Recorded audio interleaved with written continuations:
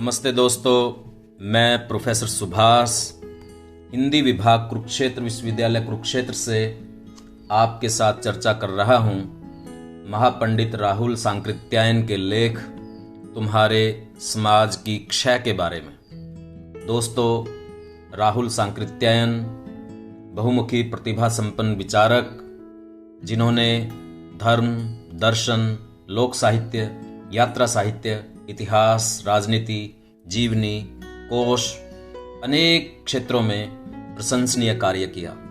150 से अधिक पुस्तकों में बिखरा पड़ा उनका ज्ञान, उनका दृष्टिकोण हमारे सामने है। उनकी एक छोटी सी पुस्तक है तुम्हारी क्षय। इस पुस्तक में उन्होंने उन बातों का जिक्र किया है, यदि समाज से वे नष्ट हो जाएं तो ये समाज बेहतर और सुंदर बनेगा। उसमें एक अध्याय है तुम्हारे समाज की क्षय। तो प्रस्तुत है दोस्तों राहुल सांकृत्यायन का लेख तुम्हारे समाज की क्षय। मनुष्य सामाजिक पशु है। मनुष्य और पशु में अंतर यही है कि मनुष्य अपने हित और अहित के लिए अपने समाज पर अधिकतर निर्भर रहता है। वस्तुतः पशु जगत के बड़े बड़े बलिष्ठ शत्रुओं के रहते तथा समय समय पर आने वाले हिमयुग जैसे महान प्राकृतिक उपद्रवों से बचने में उसके दिमाग ने जो सहायता दी है, उसमें मनुष्य का समाज के रूप में संगठन बहुत भारी सहायक हुआ है। समाज ने पहले कमजोर मनुष्य की शक्तियों को सैकड़ों व्यक्तियों की एकता द्वारा बहुत बढ़ा दिया और तभी वह अपने प्राकृतिक और दूसरे शत्रुओं से त्राण पा सका। लेकिन आज उस समाज ने प्राकृतिक और पशु जगत के दूसरे शत्रुओं से रक्षा पाने में मदद देते हुए भी अपने भीतर से ऐसे शत्रुओं को पैदा कर दिया है जिन्होंने कि उन प्राकृतिक और पार्श्विक शत्रुओं से भी अधिक मनुष्य जीवन को नारकीय बनाने का काम किया है।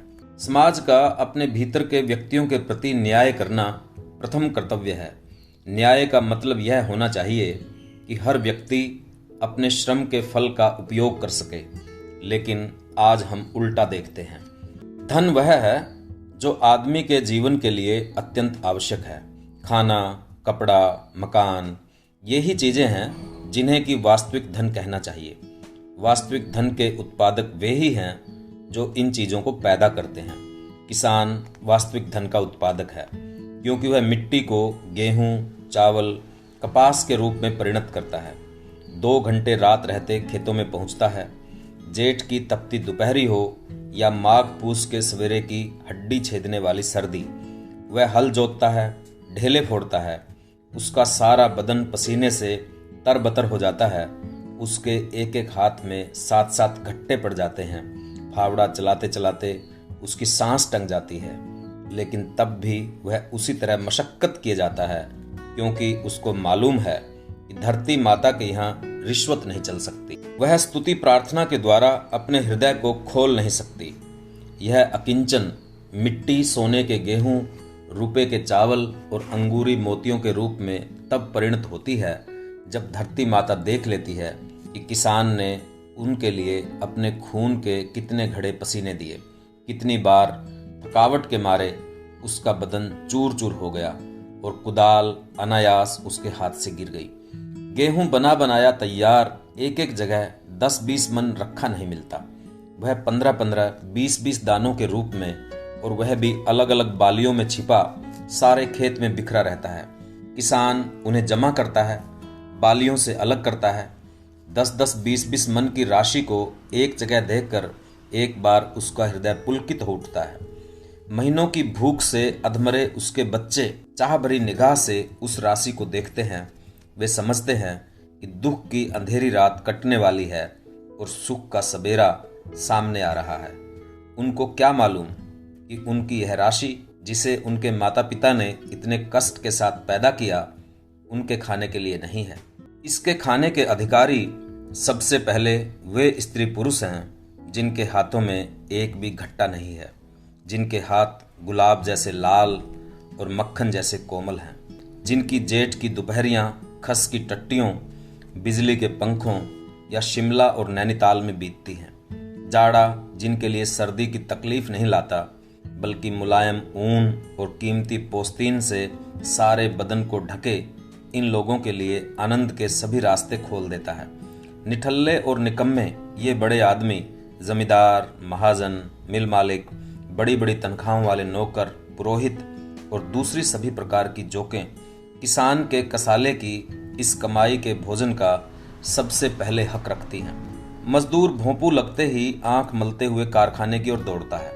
अभी कुछ दिनों पहले तक तो काम के घंटों का भी कोई निर्बंध न था और अब भी अधिक मजदूरों वाले कारखानों पर ही वह नियम लागू है।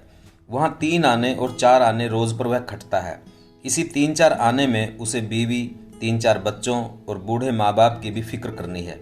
एक दिन भी निश्चित हो पेट भर खाना उसके लिए हराम है, और उस पर से यदि वह बीमार पड़ गया तो नौकरी से जवाब। यदि बूढ़ा या अंगभंग हो गया तो आसमान के नीचे उसको और उसके बाल बच्चों को भीख देने वाला कोई भी नहीं। यही नहीं, कल तक कारखाना 24 घंटे चल रहा था। आज मालिक के पास खबर आती है चीजों का दाम गिर गया। अब उन्हें लागत दाम पर भी बाजार में कोई खरीदने वाला नहीं है। कारखाने में ताला लगा दिया जाता है। मजदूर, उसके बाल बच्चे दाने दाने के लिए बिलखने लगते हैं। जब उसे काम मिला था और मजदूरी मिलती थी, तब भी उसकी जिंदगी नरक से बेहतर न थी, और बेकारी तो जिंदा ही मौत। ऐसी तकलीफों को सहते मजदूर तैयार करता है बढ़िया से बढ़िया कपड़े, चीनी, मिठाइयाँ और हजारों तरह की सुख विलास की सामग्रियाँ। वह अपने हाथों से खड़ा करता है बड़े बड़े महल, बंगले, बाग, ठंडी सड़कें, लेकिन खुद उसके लिए क्या मिलता है? उसकी झोपड़ी शायद ही बरसात में साबित रहती हो। उसके बदन के लिए चीथड़े भी ढकने के लिए नहीं मिलते।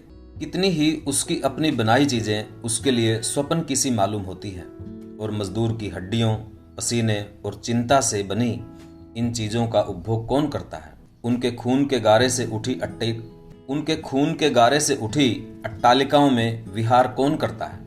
वही बड़ी बड़ी जोकें, जमींदार, महाजन, मिल मालिक, बड़ी बड़ी तनख्वाहों वाले नौकर, पुरोहित। किसान और मजदूर जिसके लिए अपनी जवानी धूल में मिलाते हैं, अपनी नींद हराम करते हैं, अपने स्वास्थ्य का सत्यानाश करते हैं, वह उन्हें भूखा नंगा रख कर के ही संतुष्ट नहीं होता, बल्कि पग पग पर उन्हें अपमानित करना अपना कर्तव्य समझता है। किसान और मजदूर गरीब क्यों हैं? क्योंकि उन्होंने अपनी कमाई परिवार और बाल बच्चों को भूखा रखकर इन जोकों को खुशी खुशी दे दी है। उन्हीं के खून से मोटी हुई ये तोंदें गरीबी के लिए उन्हें लांछित करती हैं। उनकी भाषा में इन गरीबों के लिए अलग शब्द है। आपकी तो बात ही क्या, तुम भी उनके लिए इस्तेमाल किया जा सकता है। तू, रे, अबे से ही उन्हें संबोधित किया जा रहा है। बुरी से बुरी गालियों को उनके लिए इस्तेमाल करना अमीरी की शान है। उनके ही कारण गरीबी का शिकार मजदूर और किसान उनके सामने चारपाई पर नहीं बैठ सकता, खड़ाऊ नहीं पहन सकता, छाता नहीं लगा सकता। गांव के किसान की इज्जत और जानो माल जमींदार के हाथ में है। वह जैसे चाहता है उसे नाक रगड़ने को मजबूर करता है। यह तो हुई वास्तविक धन के उत्पादकों की अवस्था और जोके। मजदूरों और किसानों की कमाई उनके लिए अर्पित है। वे इसके सोचने की परवाह नहीं करते कि उनकी लाखों की तहसील और मुनाफे का रुपया किस तरह प्राप्त किया गया। क्या वे कभी यह सोचने की तकलीफ करते हैं कि उस एक एक रुपये को जमा करने के लिए किसान ने अपने बच्चों को कितनी बार भूखा रखा, कितनी माताओं ने अपने को नंगा रखा, कितने बीमारों ने दवा और पथ्य से महरूम रहकर अपने प्राण छोड़े? यदि उनको ऐसा ख्याल होता तो वे कभी 2000 की फोर्ड कार की जगह 30,000 का रोल्स रॉयस खरीदना पसंद न करते। महीने में हजार रुपए मोटर के तेल में न फूक डालते। हाकिमों की दावतों और विलास के जलसों में लाखों का वारा न्यारा न करते। यह सब अंधेर होते हुए भी किसी के कान पर जूं तक नहीं रेंगती। समाज के पंच कह उठते हैं, अमीर गरीब सदा से चले आए हैं। अगर सभी बराबर कर दिए जाएं तो कोई काम करना पसंद नहीं करेगा। दुनिया के चलाने के लिए अमीर गरीब का रहना जरूरी है। समाज की बेड़ियां जेल खाने की बेड़ियों से भी सख्त हैं। उन्हें आंखों से देखा नहीं जा सकता, लेकिन जहां समाज के कानून के खिलाफ, चाहे वह कानून सरासर अन्याय पर ही अवलंबित क्यों न हो, कोई बात हुई कि समाज हाथ धोकर पीछे पड़ जाता है। कुएं में पानी है, जगत पर लोटा डोरी रखी हुई है, एक तरफ मंदिर के आंगन में भक्ति भाव से झूम झूम कर लोग रामायण पढ़ रहे हैं। जात पात पूछे नहीं कोई, हरि का भजय सो हरि के होई। गीता हो रही है। विद्या विनय संपन्ने ब्राह्मणे गवि हस्तिनी, शुनि चैव स्वपाके च पंडिता समदर्शिना। विद्या और शील संपन्न ब्राह्मण, गाय, हाथी, कुत्ता और चांडाल सब में पंडित लोग समदर्शी होते हैं। महात्मा और पंडित लोग गदगद होकर अर्थ कर रहे हैं। जो है सो सब भगवान की देन है। सियाराम मैं सब जग जानी, करहु प्राण जोर जुग पानी। चराचर जगत सब भगवान के रूप हैं। जो है सो उसमें कोई भेद नहीं। मालूम होता है चारों ओर समदर्शिता, विश्व बंधुत्व और प्रेम का महासमुद्र लहरें मार रहा है। उसी समय जेठ की दोपहरी में प्यास का मारा चमार आ जाता है। उसका कदम कुएं की ओर बढ़ता है। भक्तों में से कोई उसकी जात पहचानता है। कानाफूसी होती है। महात्मा और भक्ति रस में गदगद सभी श्रोताओं की त्योरियां चढ़ जाती हैं। आंखें लाल हो जाती हैं और सभी मानो जीते जी खा जाने के लिए उस निरपराध व्यक्ति की ओर दौड़ पड़ते हैं। उसका कसूर क्या? क्या कुएं से पानी पीना अपराध है? क्या समदर्शिता और विश्व बंधुता के वायुमंडल में कुएं से पानी निकालकर पी लेना महापाप है? और यह मंडली कुछ ही मिनटों पहले जिस राम को अलाप रही थी, उसके रहते क्या ऐसा करना उचित था? उन व्यक्तियों में से एक एक से अलग अलग पूछिए, तुम्हारे वचन और कर्म में, मंतव्य और कर्तव्य में इतना अंतर क्यों? घूम फिर कर आप इसी नतीजे पर पहुंचेंगे कि समाज उनसे वैसा ही कराना चाहता है। किसी ऊंची जात के माता पिता की एक छोटी सी लड़की है। समाज ने मजबूर किया है कि उसकी शादी 8-10 बरस की उम्र तक हो जाए। 11वें बरस में लड़की विधवा हो जाती है। समाज कहता है उसकी शादी नहीं हो सकती। अब जिंदगी भर उसे ब्रह्मचर्य रहना और इंद्रिय संयम करना पड़ेगा। कैसा ब्रह्मचर्य और कैसा इंद्रिय संयम? जिसके पालन में विश्वामित्र और पराशर, श्रृंगऋषि और व्यास जैसे बड़े बड़े ऋषि बिल्कुल असमर्थ रहे, आज भी उसी विधवा लड़की का 50 साल का बूढ़ा बाप एक स्त्री के मर जाने पर दूसरी से शादी को तैयार है। उसके 25 वर्ष के भाई की स्त्री को मरे महीने से ज्यादा भी नहीं हुआ, लेकिन दूसरी शादी की बातचीत तय हो रही है। क्या समाज की अकल मारी गई है? क्या उसकी आंखों पर पर्दा पड़ गया है? क्या उसे मालूम नहीं है कि इस अबोध बालिका से जिंदगी भर ब्रह्मचर्य और संयम की आशा रखना दुराशा मात्र है? क्या अपने पास पड़ोस में प्रतिवर्ष 1-2 गर्भ गिरते उसने नहीं देखे? इतने पर भी क्या वह नहीं समझ सकता कि यदि उस बालिका को खुलकर पुरुष समागम का मौका नहीं दिया गया तो वह छिपकर वैसा करेगी? खुलकर करने पर शायद वह रिश्ते और जाति का भी ख्याल करती, लेकिन छिपकर करने पर तो सबसे नजदीक के संबंधी के साथ भी नाता जोड़ सकती है। किसी जाति का पुरुष जो उसे सुलभ है, उसके प्रेम का पात्र हो सकता है। इस गुप्त प्रणय का परिणाम वह जानती है। उसके लिए मृत्यु दंड से कम नहीं है। यदि गर्भ न गिराया जा सकता तो उसे सबसे हल्की सजा यही मिलेगी कि उसके माता पिता, भाई बंधु, खून के अत्यंत नजदीकी संबंधी उसे किसी अनजान शहर में, किसी सुनसान जगह में छोड़ आए, जहां उसे जीवन भर वेश्यावृत्ति या उसी तरह का कोई काम करना होगा। समाज के कारण उसके भाई बंधु उसे जहर भी खिला सकते हैं, हथियार से भी मार सकते हैं। यदि गुप्त संबंध को छिपाया जा सका तो गर्भ तो जरूर ही 1-2 गिराए जाएंगे। जो समाज इन सब बातों को अपनी आंखों से देखता है और इसके परिणामों को भी भली भांति समझता है, वह कैसे इतनी असंभव शर्तें अभागे व्यक्तियों के सामने पेश करता है? क्या इससे उसकी हृदयहीनता स्पष्ट नहीं होती है? हर पीढ़ी के करोड़ों व्यक्तियों के जीवन को इस प्रकार कलुषित, पीड़ित और कंटकाकीर्ण बनाकर क्या वह अपनी नर पिशाचता का परिचय नहीं देता? ऐसे समाज के लिए हमारे दिल में क्या इज्जत हो सकती है, क्या सहानुभूति हो सकती है? बाहर से धर्म का ढोंग, सदाचार का अभिनय, ज्ञान विज्ञान का तमाशा किया जाता है और भीतर से यह जघन्य कुत्सित कर्म। धिक्कार है ऐसे समाज को, सर्वनाश हो ऐसे समाज का। जिस समाज ने प्रतिभाओं को जीते जी दफनाना कर्तव्य समझा है और गधों के सामने अंगूर बिखेरने में जिसे आनंद आता है, क्या ऐसे समाज के अस्तित्व को हमें पल भर भी बर्दाश्त करना चाहिए? एक गरीब माता पिता हैं, उनको खुद न अपने खाने पीने का ठिकाना है, न पहने ओढ़ने का। उनके घर में एक असाधारण प्रतिभाशाली बालक पैदा होता है। लड़कपन से ही उसे किसी धनी बच्चे को खिलाना पड़ता है। भेड़ बकरियां चराकर पेट पालने के लिए मजबूर होना पड़ता है। माँ बाप जानते तक नहीं कि लड़के को पढ़ाना लिखाना भी उनका कर्तव्य है। यदि वे जानते भी हैं तो न उनके पास फीस देने के लिए पैसा है, न किताब के लिए दाम। लड़का बड़ा होता है, बूढ़ा होता है, मर जाता है और साथ ही अपने साथ प्रतिभा को लिए जाता है, जिसके द्वारा वह देश को एक चाणक्य, एक कालिदास, एक आर्यभट्ट, एक रविंद्र, एक रमन दे सकता था। मैंने गांव के एक अभिनेता को देखा है।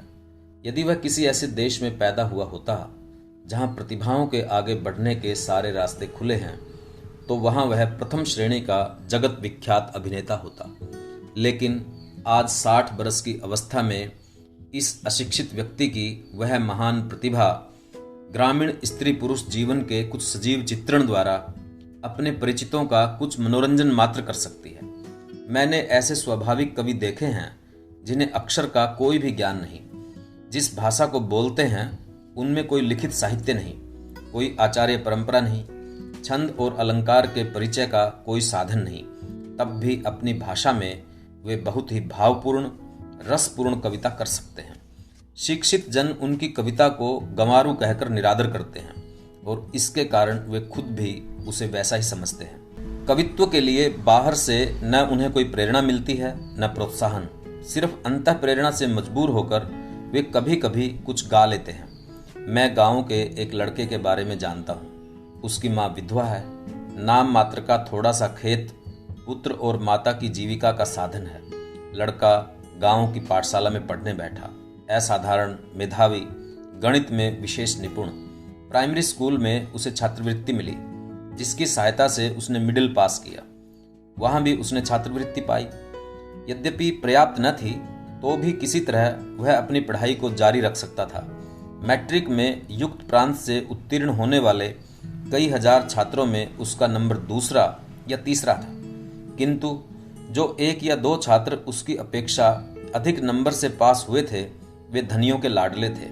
उनके ऊपर 2-2, 3-3 अध्यापक घर में अलग रखे गए थे। उन्हें हमारे उक्त तरुण की तरह खाने पीने की चिंता न थी। अब की बार फिर उसे छात्रवृत्ति मिली। वह कॉलेज में पढ़ने लगा। फिजिक्स, केमिस्ट्री और गणित उसके विषय थे। छात्रवृत्ति पर्याप्त न थी, इधर स्वास्थ्य भी इतना अच्छा न रहा। उस पर से एक देहाती जगह से आकर तीव्र विद्यार्थियों के लिए मशहूर एक विश्वविद्यालय में उसने अपना नाम लिखाया था। यहाँ छात्रवृत्तियाँ कम थी। संयोग से एक ही छात्रवृत्ति के लिए 3 विद्यार्थियों के नंबर बराबर आ गए। छात्रवृत्ति किसको मिलनी चाहिए, इसका निर्णय करते वक्त विश्वविद्यालय ने ऐसे 2 विषय ले लिए जिनमें एक और ही छात्र, जो कि धनाढ़ की संतान था, के 1-2 नंबर अधिक हो गए। किसी ने इसकी परवाह न की कि उस तरुण की प्रतिभा, जो घोर दरिद्रता में जन्म लेकर भी कितनी कठिनाइयों को पार कर यहाँ तक पहुंची थी, का भविष्य क्या होगा। मुझे उस तरुण से साल भर बाद मिलने का मौका मिला। मैंने देखा उसका चेहरा थाइसिस की रोगी जैसा हो गया है, बदन बहुत दुबला पतला। मैंने कारण पूछा। तरुण ने बहाना बना दिया। उसके चले जाने पर दूसरे साथी ने बतलाया उसे इस साल छात्रवृत्ति नहीं मिली। बहुत कहने सुनने पर फीस माफ हो गई। खाने पीने के लिए उसने ट्यूशन पाने की बड़ी कोशिश की, लेकिन न मिला। एक तो दोस्त अपने साथ रखने का आग्रह करते थे, लेकिन इसे वह अपने आत्मसम्मान के खिलाफ समझता था। दूसरे दिन अपनी जानकारी को जतलाते हुए मैंने जब तरुण से पूछा तो उसने उत्तर दिया, हाँ ठीक है। मैंने ट्यूशन के लिए बहुत कोशिश की। कॉलेज के घंटों को समाप्त करके मैं घंटों इसी फेर में घूमता रहा, लेकिन कहीं कुछ होते हवाते न देख मैंने उसे अब छोड़ दिया है। जिस वक्त मुझे उस प्रतिभाशाली तरुण की इस उपेक्षा को देखने का मौका मिला और यह भी सुना कि वह सिर्फ एक बार थोड़ी सी खिचड़ी खाकर गुजारा करता रहा है, तो सच बताऊं मेरी आंखों में खून उतर आया। मुझे ख्याल आता था ऐसे समाज को जीने देना पाप है। इस पाखंडी, धूर्त, बेईमान, जालिम, नृशंस समाज को पेट्रोल जला देना चाहिए, पेट्रोल डालकर जला देना चाहिए। एक तरफ प्रतिभाओं की इस तरह अवहेलना और दूसरी तरफ धनियों के गधे लड़कों पर आधे दर्जन ट्यूटर लगा कर ठोक पीट कर आगे बढ़ाना। मैं एक ऐसे व्यक्ति को जानता हूं जिसके दिमाग में 16 आना गोबर भरा हुआ था, लेकिन वह एक करोड़पति के घर पैदा हुआ था। उसके लिए मैट्रिक पास करना भी असंभव था, लेकिन आज वह एमए ही नहीं डॉक्टर है। उसके नाम से दर्जनों किताबें छपी हैं। दूर की दुनिया उसे बड़ा स्कॉलर समझती है। एक बार उसकी एक किताब को एक सज्जन पढ़कर बोल उठे, मैंने इनकी अमुक किताब पढ़ी थी, उसकी अंग्रेजी बड़ी सुंदर थी और इस किताब की भाषा तो बड़ी रद्दी है। उनको क्या मालूम था कि उस किताब का लेखक दूसरा था और इस किताब का दूसरा। प्रतिभाओं के गले पर इस प्रकार छुरी चलते देखकर जो समाज खिन्न नहीं होता, उस समाज की क्षय हो, इसको छोड़ और क्या कहा जा सकता है। दोस्तों, ये था राहुल सांकृत्यायन का लेख, तुम्हारे समाज की क्षय। राहुल सांकृत्यायन समतामूलक समाज में विश्वास करते थे, जिसमें हर एक व्यक्ति को अपनी प्रतिभा निखारने का, विकसित करने का अवसर मिल सके। लेकिन वर्ग विभाजित असमानताओं के समाज में ऐसा संभव नहीं, इसलिए वो वर्ग विभाजन को समाप्त करके एक वर्ग विहीन समाज की स्थापना करने का संकल्प रखते थे। उम्मीद है दोस्तों, आपको ये लेख पसंद आया होगा। आप इसे आगे बढ़ाइए। मिलते हैं किसी और लेख के साथ, तब तक के लिए धन्यवाद।